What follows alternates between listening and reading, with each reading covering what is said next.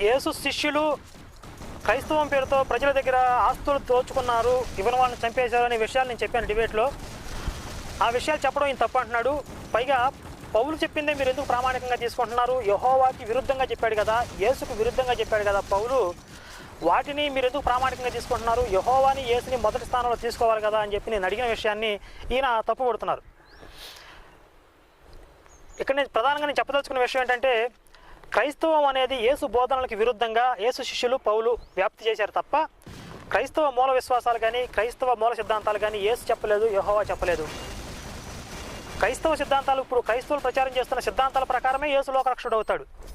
నిజంగా యేసు బోధనలు అనుసరించి ఆయన జీవితంలో జరిగిన వాస్తవాలను పరిశీలిస్తే ఆయన లోకరక్షకుడు కాదు.